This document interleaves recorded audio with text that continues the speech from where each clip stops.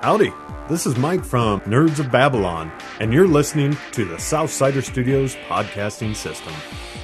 For more great podcast programming, visit southsiderstudios.com or search Southsider Studios on iTunes. Southsider Studios is now on Stitcher! Listen to us on your iPhone, Android phone, BlackBerry, and WebOS phones. Stitcher is smart radio for your smartphone. Find it in an app store or at Stitcher.com. Stitcher Smart Radio, the smarter way to listen to radio.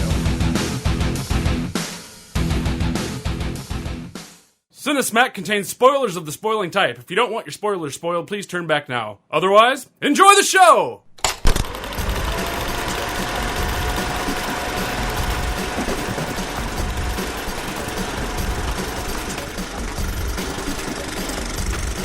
Hello, Cinesmacketeers, and welcome back to the podcast that actually understands the Tree of Life. I'm your host, Mike Keeler, and joining me, as usual, are my three filmmaking friends, Mr. Gabriel Rowald.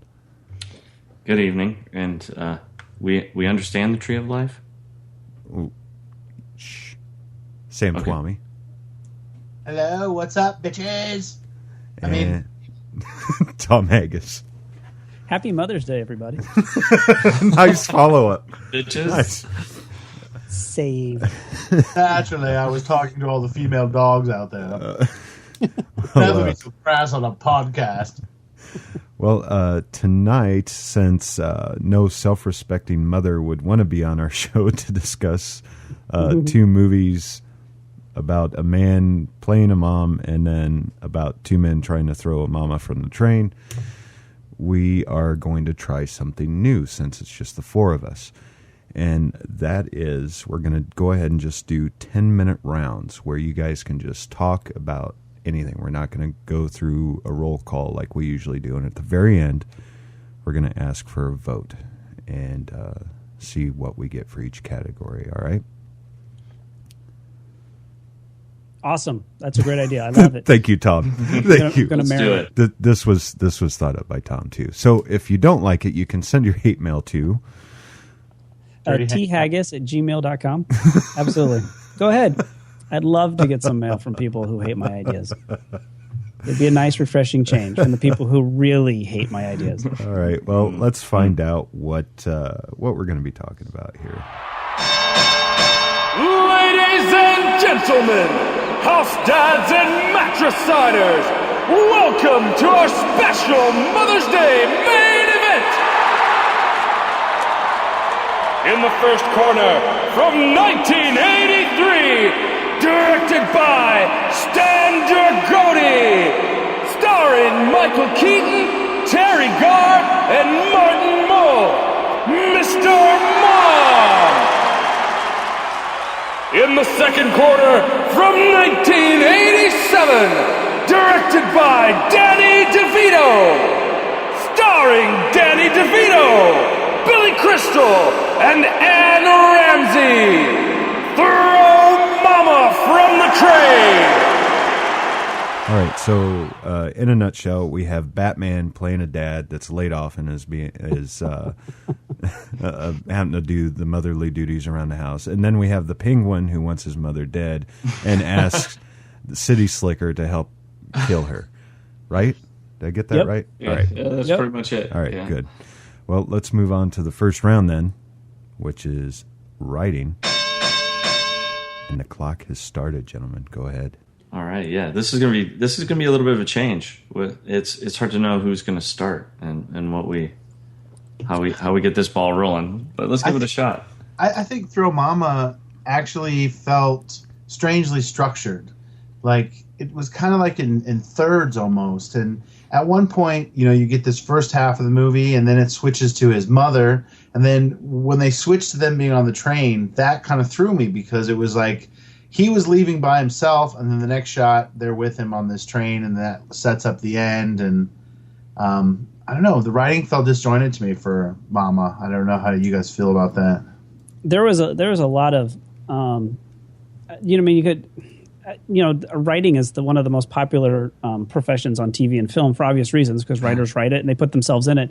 I think people need to look into Stu Silver and find out if any of his friends' moms have died, because it seemed like it was coming from a very real place. That's true. Yeah, I guess from a structure standpoint, Sam, I can see your point.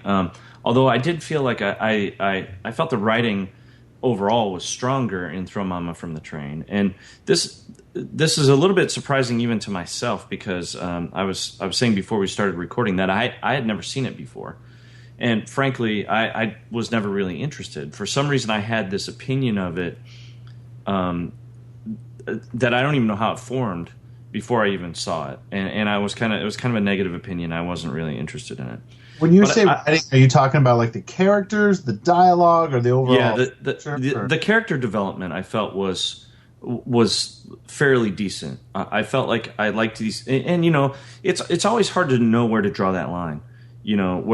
Where does the writing end and the acting begin when it comes to character development? But from Mr. Mom, I felt like the writing was really very kind of simplistic. It wasn't. I didn't feel like the characters were too highly developed. They were almost the stereotypes in motion, kind of. Yeah, in some ways, though, that helps set up the jokes. And as far as the comedic writing aspect, I think Mr. Mom nailed it, because they didn't want those characters to be too deep, because they had to be relatable to everybody and still be funny. And so I think comedically, yes, Throw Momma is a little deeper for some of the development of the characters and their inner thoughts and what have you, but you don't want to go too deep with something like Mr. Mom, or it loses all the fun of it. Well, that's something that the Mr. Mom never tries to be more than it is, and I think Throw Momma from the Train tries to be a little bit too clever in that it's kind of a mystery thriller comedy all wrapped up in one. And when I was watching Mr. Mom, my wife and I have a joke. It's what's called when a movie goes stepmom. If anybody's seen the Julia Roberts, Susan Sarandon movie? Yes. And we watched Stepmom years and years ago, and it was just this series of scenes that weren't really connected in any way. Like, oh, wouldn't it be a great scene if they did this? And wouldn't it be a great scene if they did this? And Mr. Mom when I went back and watched it, as much as I like Mr. Mom, I kind of was like, this is really stepmomming all over the place. That, oh, wouldn't this be a funny scene? And then this funny scene. Oh, let's take him to a strip club. That'd be hilarious. And that I gotta, that kind of rubbed me the wrong way. Yeah, and while I agree with you, Sam, that it can help with the comedic effect, I saw Mr. Mom when it first came out, and I remembered really liking it and thinking it was pretty funny. And I was actually kind of looking forward to seeing it again, because I hadn't seen it since then. And I was a little bit kind of underwhelmed with it. And then I saw Throw Momma from the Train, and I found myself actually laughing more at that than I did at Mr. Mom. So, I don't know if that's attributed to the writing, or again to the acting or the directing, but I just felt like Throw Momma from the Train was a little bit more complete to me from a writing standpoint. Well, and two, we look at a lot of times when we're talking on the show, we talk about somebody's entire work and their whole canon.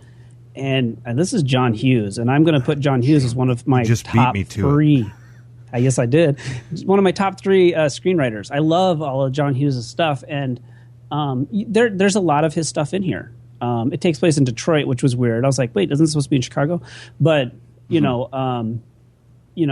could see his early work that he hadn't really quite find his groove that you get with 16 Candles and Breakfast Club. Mm-hmm. Yeah, I can see that, but like Gabe, this was my first time watching Throw Momma from the Train. And I'd seen Mr. Mom, ever since it came out on HBO when I was a kid, and I've seen it a few times after that. But I don't know. I kind of like the structure of Throw Momma from the Train a little bit better than Mr. Mom, and that's saying a lot because I like Mr. Mom a lot. But I would almost say that Throw Momma from the Train was structured just a little bit better. In my opinion. I do think, if looking at both movies as a whole, I think we can all agree that the funniest line out of all the movies was the Louis Armstrong line. I actually went back and watched that 6 times because I was laughing so hard. It was just fantastic. Give it to us, Tom. holy shit! I was having the most amazing dream. Louis Armstrong was trying to kill me. Very nice. That was not very good. We'll get into that in acting. I want to talk a little bit about Anne Ramsey later on. Oh, yeah, she does it for me. I bet she does. Oh, God, my mic was on. Shit. I still say there's a lot of great writing in Throw Mama, but I think it's disjointed at its main plot points. So it's not perfect. But and neither is Mr. Mom. But, if you think... in a way, too, like, again, you got to give props to that comedic writing. So Yeah, I agree. Well, I think both of the movies do a pretty good job of having their characters be all the characters in both movies are flawed. That nobody in any of these movies is perfect. And I think the reason that we're even talking about these movies today and the reason that they've kind of stuck around for 20, 30 years is that, they're pretty decent movies. I mean, this is not, Birdemic we're talking about. So, right. Which is a fantastic movie. Okay. So, so I mean, there's some quality writing in both of them. I'm not going to say that one's crap and one's not, but we do have to make a choice. Yeah. So, you guys want to go ahead and vote on it? Are you done? Let's do it. Well, go ahead. All right, Gabe. I'm gonna have to go with Throw Mama from the Train. All right, Sam. I got to go with Mr. Mom. All right, and Tom. I'll take Mr. Mom. John Hughes can't deny him. Okay. Sorry. And I'm gonna have to side, since I get a vote now. I'm gonna side with Gabe and go with Throw Mama from the Train. Oh crap! You get to vote. Yeah. Oh, screw this. I'm out of here. I like it. No. Yeah, we're tied. Tied. We're tied. I'm going to discombobulate this whole thing. All right. Well, let's move on to our second round then, which is acting. I'd like to throw. I think Anne Ramsey was the original inspiration for Cartman from South Park. I just want to throw that out. I think Could be. I think their voices are so spooky similar. Now, I they never may just put that be- together. Holy It crap. might. Yeah, I didn't. Now know. it's not all of Cartman's stuff. Just when they're both yelling, they reach this real same tonation in their voice. So it might just be my horrible impersonations of both of them. But I was driving in the car, and I was like, "Oh my god, they sound alike." So my kids did not agree with me at all. Watching it this week did really reignite my interest with this actress. Like, I was watching it with my fiance, and we were talking about, did she die shortly after this? What else was she been in? So it actually, had me going to the internet to search up Anne Ramsey and what she was all about. And I think even though her part was so much smaller in this film than, say, The Goonies or what have you, like, those two films from my childhood were like, well, this one not as much, but, she was an incredible performer. And it was interesting to, kind of get interested in her again because of watching this film. And I mean, acting is great in both of these. You have some really awesome performers, not just, Danny DeVito and Billy Crystal, and you get, Terry Garr and Martin Mull, and across the board there's some great performances. But the funny thing is, it's like, I'm wondering, Mike, if you're going to ask if we would recast these, who would we cast? Because I always say Danny DeVito, and now we're doing Danny DeVito. You guys keep stealing my thunder now. Like, I don't know if I like this. Welcome to the ring, bitch. Yeah. Yeah. So, you know what? We'll hit that closer to the end of this round. But yeah. No, I think the acting, for me, it is deeper in Throw Mama. That's all I'm going to say. I'll start the conversation there. Mm-hmm. Yeah, I agree with that. And actually, Anne Ramsey, it is kind of interesting. She was actually nominated for some supporting actress awards for that part in Throw Mama from the Train, which I didn't know. But and because I hadn't seen it, I was like, she's kind of a character actor. She's cast because of the way she looks to a certain degree. But I was really surprised with her performance, and I really kind of I liked it. I thought she did a great job. But it does make me wonder, when they're casting somebody based on look, and they need somebody who's, say, really homely, somebody who's ugly. Yeah. How does that make you feel when you go in for casting and they say, You're perfect. We want you. Right. You know, we're looking for somebody who's really ugly. You're perfect. You know, and how does that affect an actor and, you know, their ego and their performance? Well, I think she had a long career, like stage. She was very beautiful when she was younger. Yeah. I've looked up pictures of her back in the 50s and 60s, and she was a very beautiful actress. So, and I'd like to point out too, she's from Omaha. And that's how people and she's buried in Forest Lawn Cemetery in Omaha. If you guys are all in the neighborhood, you can go check out her grave. I'm throwing my list away. Here goes my list. You guys just keep mentioning it. It's just like right one after the other. Here, right I got down the list. I got one that you don't have. Okay. Kate Mulgrew, who was in Throw Mama from the Train, she has actually performed on the same stage I have at Clark College. So really? Yes, she went to Clark College for a year, and I acted on the stage that she did. So that's awesome. Not at the same time, like 25 years apart, but yes. So you know, she was the captain of a starship, and they named it after a minifig. You know what? I don't give a shit about it. I don't give Star Trek. Fuck off. Wait a minute. Oh, we just alienated there goes the like audience. 2 Thank you. or 3 of our 5 listeners. thaggis@gmail.com. Bring it. Man, you're getting all kinds of but, go ahead. This month. Bring but it. I mean, I don't remember Star Trek's holiday. We just had Star Wars. One Star Trek. So no one's given any acting props to Mr. Mom. Actually, I was just going to. Okay, do it. Go all right, for it. I love Michael Keaton. Like, I don't know what it is about this guy, but I love him, and especially like his older film, Gung Ho, which has been on a lot, and Mr. Mom, and most recently The Other Guys, where he plays the police chief. I thought he was just outstanding, but for Mr. Mom, the acting, and I don't know why it is, but the kid just kills me, and that's Kenny. I love Kenny. Oh, the kid's great. The kids are great. The Whoopi? Yes. Yeah. Yes. He's good, and his brother's good too. That was on Kate and Alley, I think. The kids are really excellent. Oh my God, he was on Kate and where it's Alley, like, wasn't he? I think so. Holy crap! Who? Kate and Fred Kohler, who played Alex. Yeah. He was on Kate and Alley. And he had great lines. Like, yeah. Sometimes, when they give kids lines, it's kind of hokey or whatever, and it's not quite there. But like every time, he nailed it, and so did Kenny with the Whoopie and that whole conversation. Like that was some real great comic acting there And I love the whole scene in the office when they're finding out they're getting fired, and Christopher Lloyd is like assaulting Martin Mull, or not Martin Mull, but Jeffrey Tambor too. And I'm all hyped about Arrested. So like to kind of discover him in that role, which I guess I just forgot that was him. Yeah. Well, and honestly, this screening was the first time I realized that was Christopher Lloyd. Oh, really? Yeah. As many times as I've seen Mr. Mom throughout the years, I've never realized that was Christopher Lloyd.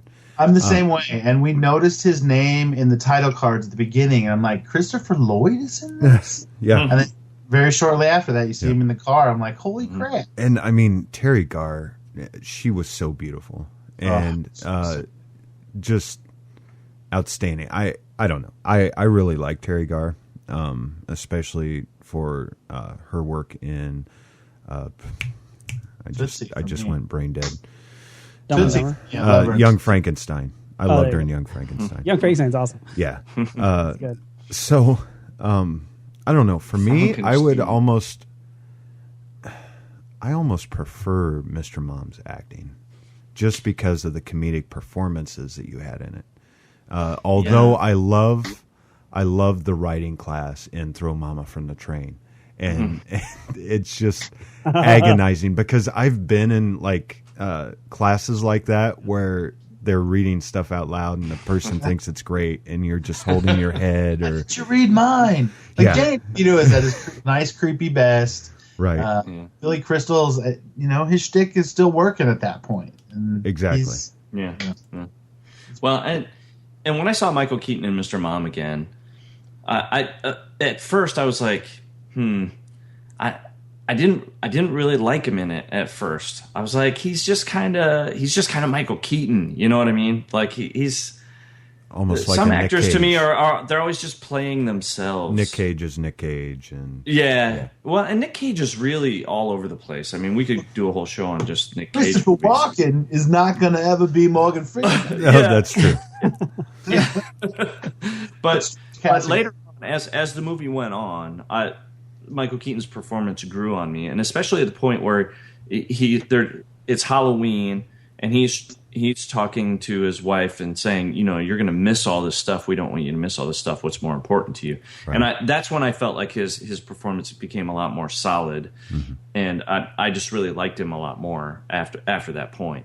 So at first I wasn't so much into it, but it grew on me, and his performance really kind of stood out. Right, I think it was really well balanced. Like, yeah, right at first you don't necessarily kind of get the subtleties of what he's crafting there, but then you're like, wow, this guy's a pretty good dad, and it's some great character work there from Michael Keaton. Yeah, he becomes really sympathetic. Shut up, Mike. He gets really sympathetic when that car's driving away, and we'll talk about probably in directing, but he becomes really sympathetic, and it really turns the tables on it. I think that the Halloween scene is really kind of the pivot point, I think, in Mr. Mom. Another thing that really killed me was the repair people that show up at the house. Yeah, and I don't know why. All on the same day. Yes, all the same day, and everything's going to shit. And I don't know. I get a kick out of that scene. Yeah, literally. That has never happened to me before. Yet. Little stretch of the premise, but we'll give it to it because it's funny. Yeah. All right. So real quick, because we only have 12 seconds left of this, and I'll just stop it. If you guys were to recast either one of these movies, you can pick whichever one you want. Who would you be, or who would you have in the lead roles? I would put Danny DeVito as Mr. Mom. But then again, you knew I was going to say that, so yes. I won't waste any more time. I would put Will Arnett and Jason Bateman in Throw Momma from the Train, and Jessica Walter as Momma, just to get as much Arrested Development out of it as I possibly can. With all due respect to Gene Parmesan and George Bluth and Mr. Mom, I cannot get enough of the Arrested Development people these days. Me neither. Gabe? I would do George Clooney as Mr. Mom, because that's a natural progression, right, from Michael Keaton to George. Sure. Who was the next Batman after Val Kilmer? Val Kilmer. Kilmer. Val Kilmer. Val Kilmer, yeah. Yeah. See, I don't see Val Kilmer as Mr. Mom though. I actually don't see George Clooney as Mr. Mom either. Yeah, I don't either. Kind of a Batman joke. I think it's Dwayne The Rock Johnson is Mr. Mom. Yeah. What about Jim Carrey as Mr. Mom? Let's do that. I actually thought of Jim Carrey after I asked the question. I could see that. I don't know if everybody saw We Bought a Zoo, but Matt Damon does the comedy stuff pretty good. The real awkward and over his head kind of stuff. And The Informant, he did a great job with that one too. The Informant. I never saw that, but that looked fun. Yeah, and Matt Damon does the awkwardness a lot better than I think he gets credit for. He'd be a pretty good Mr. Mom too. So, all right. Well, that's what I like about Matt Damon. He's got that. Matt Damon. Come on, are you kidding? That's just jealousy. That's just jealousy. That's all that is. Let's get a vote going here, Gabe.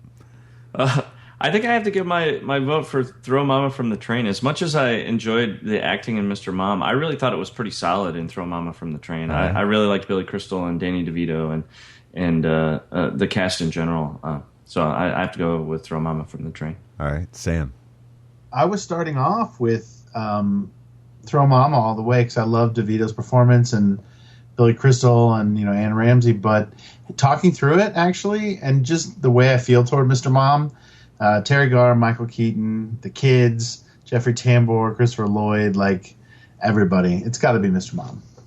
All right, Tom.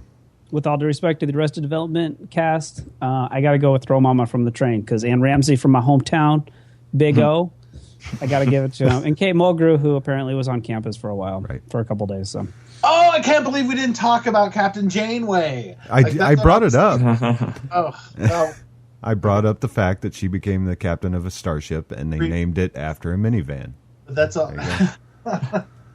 That's all I could think about. Like, she was good in such a small role, and the whole shtick with the gardener and whatnot. Yeah. I'm not changing my vote, but it was good.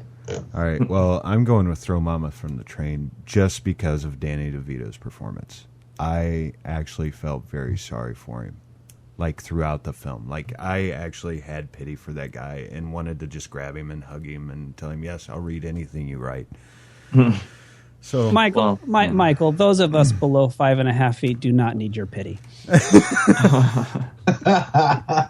Just because I'm a foot taller than them doesn't mean that I'm putting pity on them because they're short, Tom. A foot? Yes. To the Wikipedia. How tall are you, sir? I'm 6'4". 6'4"? All right. Yeah. All right. I'm pretty sure you're at least a foot taller than Danny DeVito.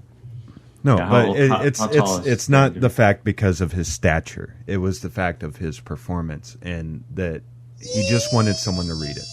You say that, but I'm going to say if he was 6 foot, you wouldn't want to give him a big hug. Are you calling me a heightist? Are you calling me a heightist? You use that word, not I.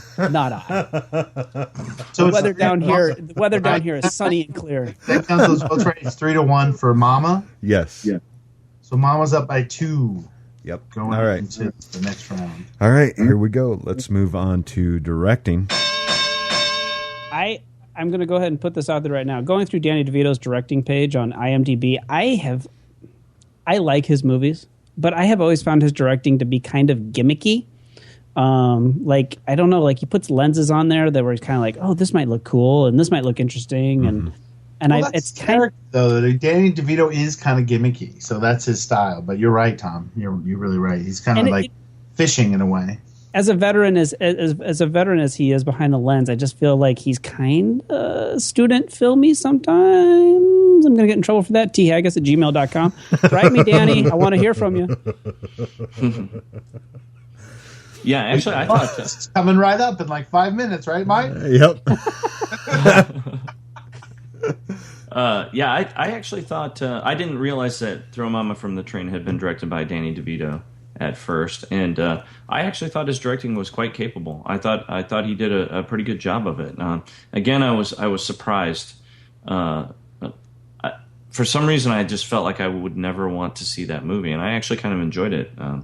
And I thought Danny DeVito actually did a very very capable job with the directing in it. But I think that might have an impact on the acting performances as well too, because a director who's also an actor, I think can relate better with the actors and get better performances out of them. In some ways, I think with DeVito, I think in his essence, he just kind of backed off the actors and were like, "Do your thing that you're good at." Because Billy Crystal's not going to be overly directed by Danny DeVito, and Anne Ramsey knows what she's doing, so. I think he kind of backed off more and wouldn't concentrate in that area. Well, and maybe that's and that's actually to my point to a certain degree. In that being that he's an actor, he would know to do that. He wouldn't crowd them and give them too much direction. He would give them kind of a skeleton of what kind of performance he's looking for and let them go with it. Do you think it's in this case? It could be, yeah, definitely. Well, I thought all the actors were, they were pretty strong, and I do feel like they were given some leeway in, interpreting their characters and bringing out their performances. And the directing of Mr. Mom, I thought was good too. I thought it was very capable, but I didn't feel like there was anything that was really particularly outstanding to me. Oh, come on, really? Yeah, I don't think so. Right. Okay. It convinced me otherwise. Yeah, Tom, what did you see? You obviously saw something. The kids. If Stan Green, the kids were great. Come on, and that's you got to give credit to the director, I think, for that. And that's probably almost all coaching in those kid scenes because he's finding a way to get them to reproduce exactly what he wants. Yeah. Absolutely, and I think, and that's that's where I think Mr. Mom comes from a more truer place than Throw Momma from the Train, is that you get these kids, people who've actually been around 4 and 5 and 6-year-olds, know how they talk, and it's not condescending. A lot of times you'll see kids in movies and TV, and they put them in these little tiny boxes. Yeah, they talk like idiots. And the kids in Mr. Mom talk actually how kids talk. And there's nothing little kids love more than being treated like adults and talking like adults. And I think that Mr. Mom did a great job. And I think that's kind of the heart of the whole movie are the kids. And I agree. Selling them. And I'm going to give full credit to the director for being able to get that across. And that's something else. If that hadn't happened, we might not be talking about Mr. Mom. We'd be like, remember Mr. Mom? But, you know. Yeah, well, I do agree that the kids' performances were really great. Those kids, you know, a lot of times when kids are in movies, you're like, oh, okay, well, they were suitable. You know, they got the job done, but they weren't that great.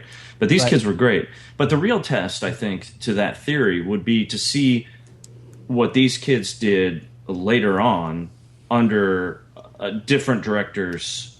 What if they sucked under somebody else? Like if they yeah, well, maybe. I mean, why not? Because if it's really, if you really attribute that much to the director, prove that it wasn't a fluke that they were good. Like, right? Well, but maybe none of them did really anything. Maybe these kids were just really good childhood actors. Mike, what do you think about this malarkey Gabe is spewing? Or give me a break. You can't tell me that they couldn't go into another role and suck, and then you would say, well, then would you give that to the actors or to the directors? If you're going to say that the director molded these kids and made that performance, and then these kids went to another movie and did a great job. I can't prove it either, but I have my inclination says that the director helped them to those performances. But what do you? I'm not saying that I disagree, but that's just common. That's just kind of the common thought on child actors, right? That but if they're any good, it's because of the director, not because of the kid. Let's not forget the two things that they always say: never work with kids and never work with animals. Well, I would say just the opposite in a way, Gabe. I think most people will give talent to the kids and not necessarily recognize how much it work. Having worked with kids, even on a limited basis, how fucking hard it is. Yeah. So if they could get that kind of gold, then maybe there should be some props to the production side of that for capturing it, because I'm sure it was hard to get exactly what they wanted. Okay, the kid that played the oldest one, Alex, who was on Kate and Allie, that was his very first film. Wow. Right. He was on Kate and Allie, All My Children. He was on an episode of Boston Legal, which was really good. Order, Ally McBeal, Judging Amy, CSI. I think he was on. He was in Pearl Harbor. He was totally in some Fiber One cereal commercial. He was in Taken. Oh, TV miniseries. Never mind. Oz, the TV series. Touching Evil, Cold Case. So, yeah, I mean, he has a lot. He was in Domino. He was on ER. I mean, he gets around. Yeah. So, now back to the other kid. Good performances. So, necessarily diminish his work here, or the director's work anyway. Well, no, I agree, but I mean, take Haley Joel Osment for instance. I mean, no, really, he's a great childhood actor. Not about that. Is he not? Yes. He is. And he's done great performances repeatedly. What? Under different directors, has he not? One movie. Secondhand Lions is which one movie are you talking about? Sixth Sense. He hasn't done anything great since Sixth Sense. Secondhand Lions. Hello. What? Secondhand Lions. Oh, yeah. Yeah, I'm sorry. Let me go dust that one off. He would, even if you don't like the movie, he was good in AI. Don't be dick, Tom. All right, I'll give you AI. I think AI is incredibly underrated, but he was pretty good in Pay It Forward. I think what we're getting here. I think we're getting into some M. Night Shyamalan a ding dong backlash that we need to let go of. Right. All right. So directing tangent. Somebody watched The Happening and wasn't happy with it. All right, and just real quick, tangent aside, what about this film? Like, Mike, what do you like about the directing in this film? What about Mr. Mom? Either one. Let's get off the kids. All right. Well, just real quick, the kid who played Kenny, that was also his very first film. And he went on to be in St. Elsewhere, Facts of Life, 2010.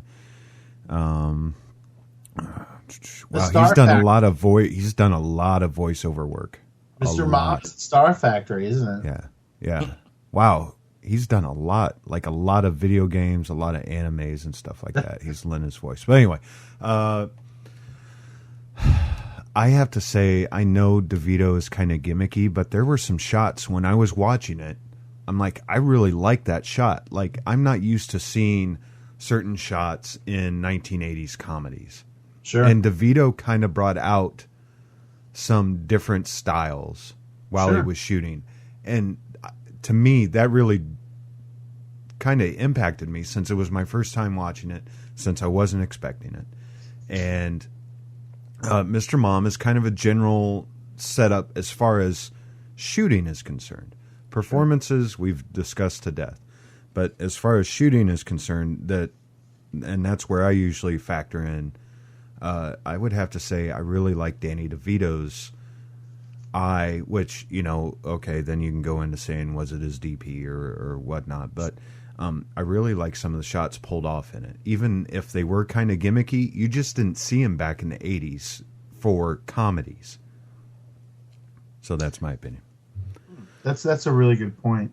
So are we ready to vote on this? Yes, please. Let's get off the kids. I would make some other joke there, but I'll restrain. I was just going to, but I'll restrain as well. All right, Gabe. Throw Mama from the train, in spite of the great child performances in Mr. Mom. All right, Sam. Throw Mama from the train. What? I acknowledge the. Sam, I thought I had your vote. I know. I acknowledge the beauty of the other one, but like I dig that it was Vito. I dig it. And crazy and All right, Tom. Mr. Mom. Obviously, I think I've been very adamant about that. So right. This one's kind of hard for me because I agree heavily with Tom and getting the right performances out of your characters, especially the kids. But I really like Danny DeVito's eye on a few of his shots. God, I don't want to do this anymore, guys. I'm going to have to go with... I love the kids, so I've got to go with Mr. Mom. Sorry. Thanks, that's man. Good. That's good. I appreciate that. That ties that round. That means Mama is up by 2 going into our overall round. Yes. Stan Dragoti is sitting right here, and he's very happy. He's smiling at you, Mike. Good. He's staying in my basement for a week, so. It's like, oh, and one more thing I wanted to point out. Stan Dragoti did... I don't know if you guys had ever seen it, but... where is it? Well, I know you guys have seen Love at First Bite with George Hamilton as the vampire. Oh, yeah. I remember that as a kid. So, I mean, this guy kind of directed part of my childhood with Love at First Bite, Mr. Mom, The Man with One Red Shoe, and Necessary Roughness. You said it. Like, to me, that's kind of my childhood. And don't get me wrong, I like DeVito, and I like some of the shots he did, but that's why I picked Mr. Mom as well. So let's move on to... Let's not forget that he was married to Cheryl Tiegs for a short while, so... Oh, my. Bonus points there for... There you go. Getting to see what we all saw in Sports Illustrated. All right, let's move on to overall. Okay, so... I say Mr. Mom.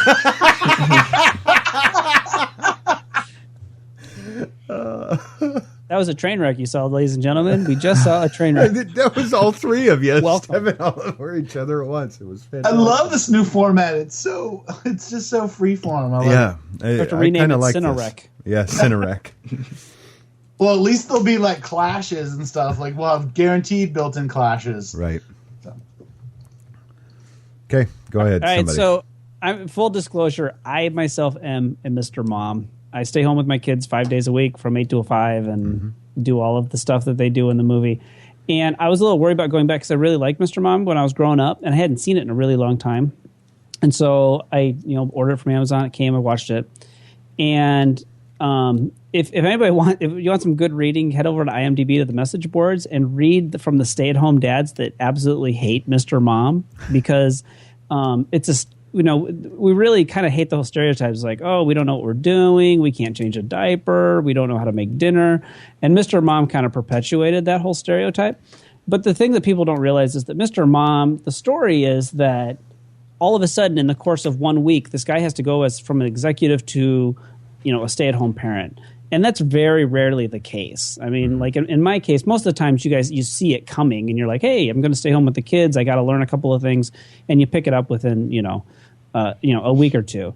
And so, I think Mr. Mom was, as a stay-at-home dad, I got to tell you that I really, really like Mr. Mom. I think it comes from a really honest place. And God, I just love those damn kids in it, Well, and in some ways it champions the stay-at-home dad because it shows that awkward phase of, going from not doing it to doing it.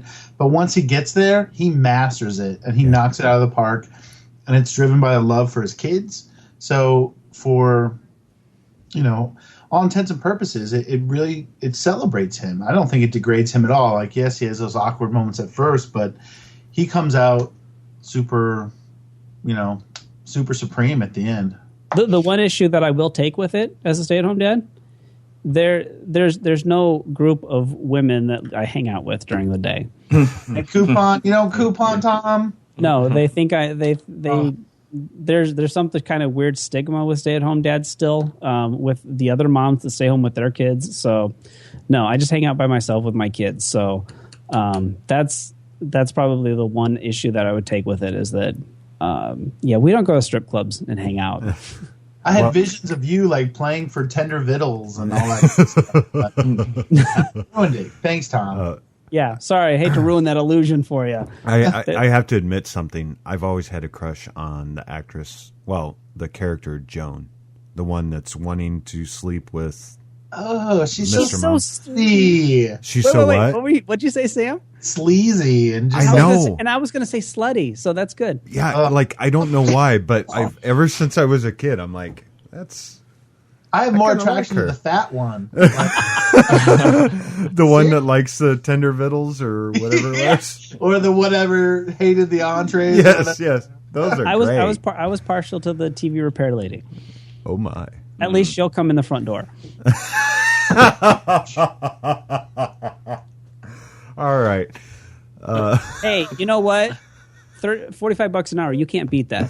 That's true. I don't care what your profession true. is. That's pretty good. Well, I think, all right, there's stereotypes for a reason. I'm a white guy. I can't dance. And I know that's a stereotype. But back when this was made, and probably back when this was written, I can't find a date on the actual date, like the screenplay was finished or completed or whatnot. But I think there were still, a lot of guys were still out in the workforce, where nowadays there's more guys staying at home to be with the kids, so the women can have more of a professional life.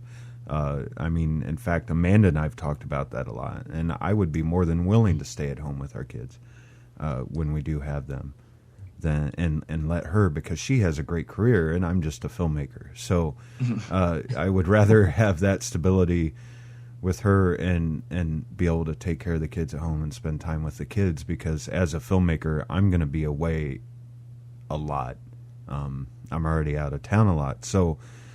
To me, that would just be fantastic. But I think back in the day when this was written and when this was made, it was more geared towards the women that actually do stay home. My mom was a stay-at-home mother until I started getting older and she had to go to work just to be able to help pay the bills. So, it was kind of that the 80s was that generational transition to where women were becoming more and more in the workforce and becoming more professional with their jobs and having more careers. Anniversary of that film? What's that? 1983 it came out, right? Yeah.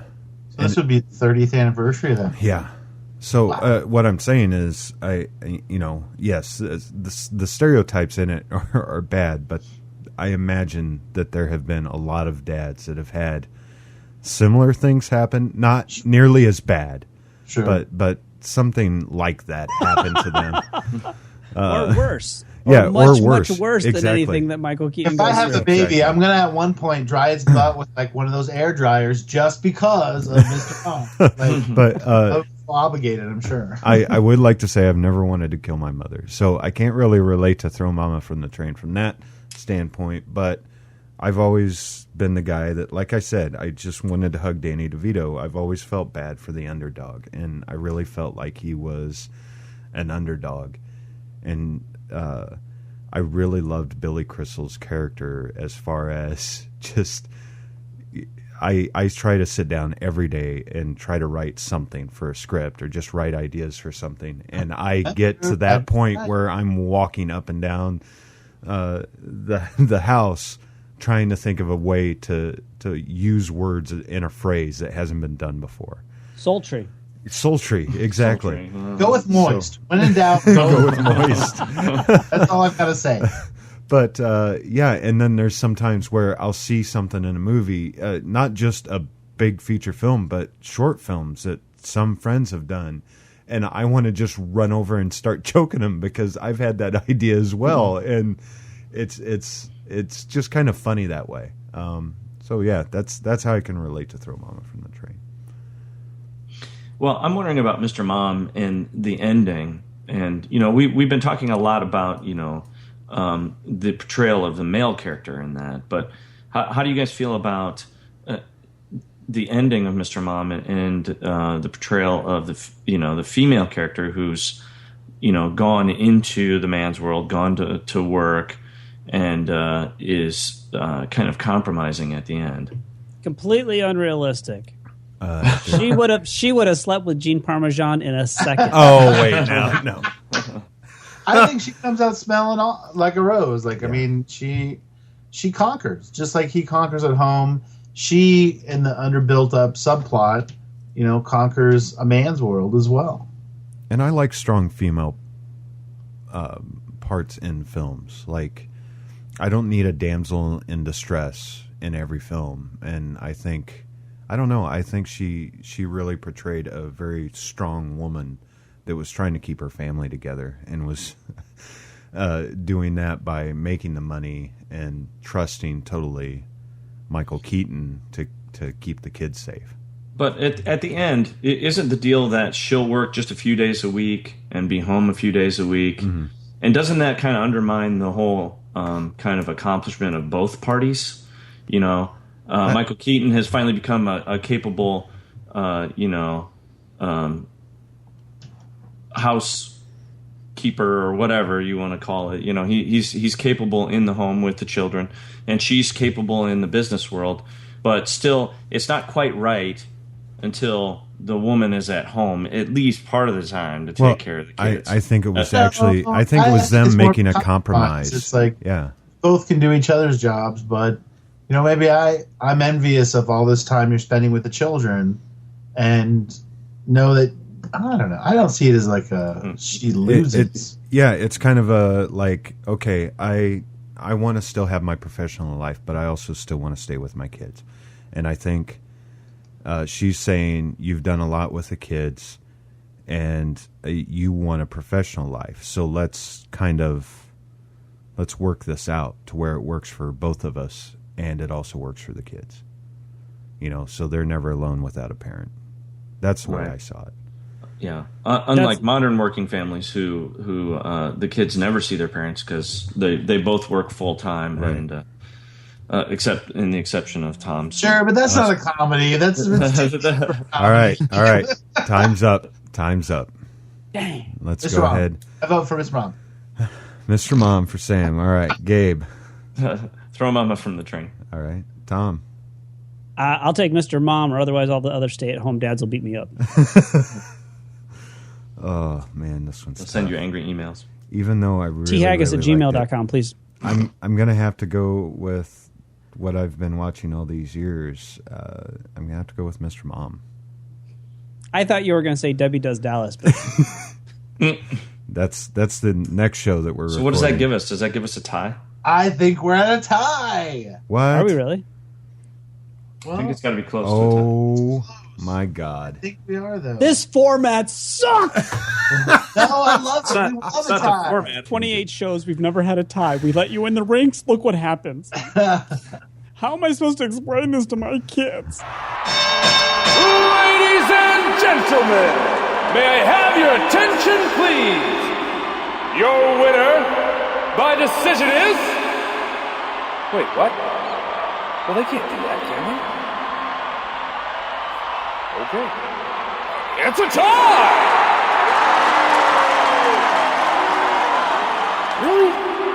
guys. This isn't soccer. Ladies and gentlemen, the choice is yours. Cast your votes. It's up to you, America. Make Mama proud. Okay, all right, we got a tie. We don't have a fifth person that's a tiebreaker. So this is what we'll do. You guys send in your votes, whether you send it to us on Facebook, Twitter, or to cinesmack@gmail.com. Send us your votes. You only get one vote. Don't try to send to all three. And let us know who won this bout. Was it Mr. Mom or was it Throw Mama from the Train? And we'll announce it next fight, which is actually our 30th fight, fellas.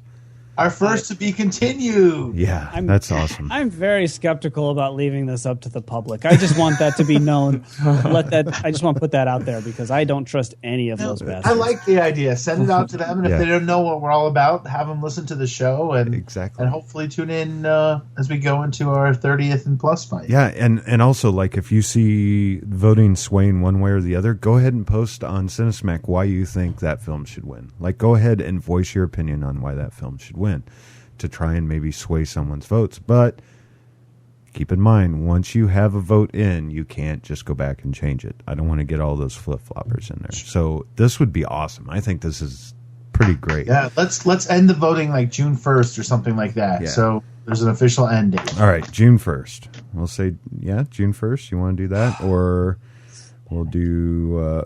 what's wrong, Tom? I'm just very nervous. Democracy does not work. I think that's been proven. Let's But I'd say, Tom, your luck. More people have watched Mr. Mom than Throw Mama, yeah, probably. that's probably true. Let's throw June 5th is the last day to vote. That's when we're supposed to be recording our next episode. Perfect. So June 5th, day of June 5th, by 8 p.m., we'll tally up the votes. There you go. Thanks, guys. I like this format, and you can also let us know if you either like this format or don't like this format. Personally, I kind of like it because I get to vote, but I never really did it for that. I just did it so I can get together with these guys. So let's move on to let's go ahead and hit recommendations for this month. We'll start with Gabe. All right, I'm going to go with the ultimate Mother's Day movie, Aliens. Nice. The reason why it's a Mother's Day movie is because it's really about the mother alien protecting her children. Yeah. It is really a movie about motherhood and about femininity and the struggle between women's roles. So I'm going to suggest Aliens because it's a great Mother's Day movie. Nice. All right, Sam. Well, Gabe, that was awesome. Like that was pretty fun. My recommendation is nothing groundbreaking. It doesn't always have to be that obscure film that I'm watching, but I'd say everyone should go check out Princess Bride. I'm about to get married in the next less than 2 months, and that's on my watch list. And I don't know, it's something that's just a lot of fun to watch, and it has some great characters and a fun story. So check it out. It also has Billy Crystal in it. Yes, It the does. tie is there. Danny DeVito is not in there. But if you want to, watch Death of Smoochie too, because I'm going to watch that as well. All right, Tom.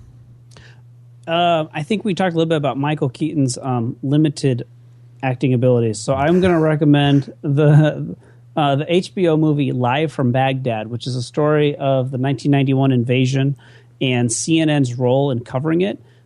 It's a really awesome movie, particularly people that like journalism and cable news, which I think there's 3 people left in the world that like those two things. So if you want to check out a really cool movie about some real world events, Michael Keaton plays Robert Wiener, a producer from CNN, and it's all based on the real life stuff that happened in the 1991 invasion of Baghdad. So I would recommend Live from Baghdad. All right. Well, mine is from 1992, and the rating on IMDb is not that great, but I remember going to see it with my grandmother, who is also a little old lady, just like the star of the film, and it's Stop or My Mom Will Shoot. I haven't seen it in probably 10 years, but I would recommend watching it. I don't know. I got a big kick out of it, and I kind of wanted to stay on that whole Mother's Day thing we got going on here. So a tough detective's mother comes to visit him and begins to meddle in his life and career, and it also stars Sylvester Stallone, and it's directed by probably the director with the greatest name ever, Roger Spottiswoode. And I like that last name. It makes me giggle. So, check out Stop or My Mom Will Shoot. I imagine they've burned all the DVD copies by now, so you have to watch it on digital. Tom. Yes. What do we have? Who's our winner this month? Our winner this month, we gave away a $25 Amazon gift card because we thought DVD copies of Mr. Mom and Throw Mama from the Train might not bring in the numbers. And the $25 Amazon gift card goes to Laura Wilcox of Austin, Texas. Woo! Thank you for listening, Laura. Yeah, thank Congratulations, Laura. We had a lot of entries from Laura's, by the way. It was a little overwhelming for me. Really? So, yeah, a lot. So, of the 8 entries, 5 of them were from Laura's. So, nice. But were they from Texas? That's my question. No, there was one from Iowa and the half from Iowa, half from Texas. So, Wow. What? Any from England? No, Laura's from England. No. All right. Are you asking about Laura England Wilder? That's not her name. That's pretty good. That's pretty good. Well, congratulations, Very much. Laura, and thank you for listening, and thanks for playing along with us. What do we have going on next month, Tom? Next up, we're going to have a series of stop motion animation posters for you guys to check out in honor of our Harryhausen episode that we're coming up next. So we're going to do stop motion film posters. Enter in, and you can win an awesome prize. Like some Play-Doh. I haven't really given too much thought about what we're giving away. So I don't know. I thought maybe we'll do the gift card thing again. I thought we'd do the Harryhausen DVDs, but I thought the gift card might work a little better. So is it one of the Harryhausen on the Criterion collection or no? No, he's not. No. I don't think so. Maybe posthumously he will be. Possibly, yeah. Well, I guess it would be posthumously at this point if he shows up. Wow. Wow. All right, Gabe. I had a horrible joke going through my head. I'm not even going to mutter it. Gabe, where can people find you, look at your films, stalk you in the middle of the night? Well, they can find me on Facebook. And I do have a YouTube channel for our 48-hour film team. Our film team is called One Genome Short Productions. And if you search that on YouTube, you should find our channel and our 48-hour films. Right on. Thanks, Gabe. Sam. You can also find me on Facebook. As Gabe alluded to, 48-Hour Film Project is just around the corner for several cities across the United States and actually internationally. Des Moines is happening too. You can check me out on Facebook or find out information about the 48-Hour Film Project at 48hourfilm.com/Des Moines. All right, Tom. Facebook, Twitter, and my Twitter handle is actually @HomeDad. How about that? And Vimeo. You can look me up, Tom Haggis, or send me an email at thaggis@gmail.com. I dare you to send me an email and complain about something. I'm doing it now. Yeah, I'm composing my email now. I will make it. Bring it. I don't get a lot of email, so I only get it by inciting riots and threatening public officials. So send me an email with something nice to say, please. It'd be a welcome change. Nice. Okay, before we sign off, I just want to mention this thing that I noticed this evening really quickly. Are you guys are you online? Can you see any Mr. Mom stuff? That I'm looking at the basically it must be the movie poster or the VHS cover or whatever, and it shows Terry Garr on one side of the screen. Right. But it looks like are you seeing it? She has no legs. She's like hovering. It's like, where are her legs? Oh my God, you're right. Yes. Her legs are like totally she's gone. supposed to be like leaning in, and wow, she's flexible. She's a mom on the go. She keeps her legs in her briefcase. She isn't like at That's her right, right. the early incarnation of Ghost Dad. Like that's where they got the inspiration from. I promise. She's at a right angle. And Right. why is she like waving to them in a public bathroom? She's like, all right, you look like you got this. It's funny. Yeah, she's awfully low. Like she's like, I don't know, she's very short, or she's like leaning in through a small opening. I don't know. I don't get it. But I noticed that tonight. I'm like, that's kind of strange. Yeah, that is very strange. We need to post that on our page so people can see that. Just, I didn't mean to get off on a tangent, but that's all right. I kind of wanted to mention that. Yes, you did. A little bit, maybe. All right. Well, you can follow me on just like these guys: Facebook, Twitter, YouTube. Search Mike Keeler. Search Southsider Studios. We're on everything. And we would appreciate it if you could leave us a review on iTunes. We love reviews on iTunes. Sam likes to read them every night before he goes to bed. It just helps him sleep better. Absolutely. And or whatever podcasting service you use. That's how we get more listeners. That's how we get more fans. That's why we keep doing this. You can contact us at cinesmack@gmail.com. Now remember, you need to vote on who you think won this month, since we are at a tie. And you only get one vote. And you can do it either via cinesmack@gmail.com, or you can do it via Twitter, which is Cinesmack, or you can do it on Facebook. We have a fan page, Cinesmack. So you want to do that? You want to let us know about what you think about the new, what do you call that? The new format. The new format. So voting and new format. Let us know what you think. And also send in your suggestions, because the reason we're doing next month's bout is because of a suggestion that we got from a listener just a couple days ago. For our June bout, we celebrate the life and talent of Ray Harryhausen as Jason and the Argonauts clash swords with the seventh voyage of Sinbad. And I'm really looking forward to this. Ray Harryhausen actually inspired a lot of filmmakers, big filmmakers that are out there today. So for Gabe, Sam, Tom, and myself, thanks for listening, and go catch a flick. It looks like we foiled them again, said Dave.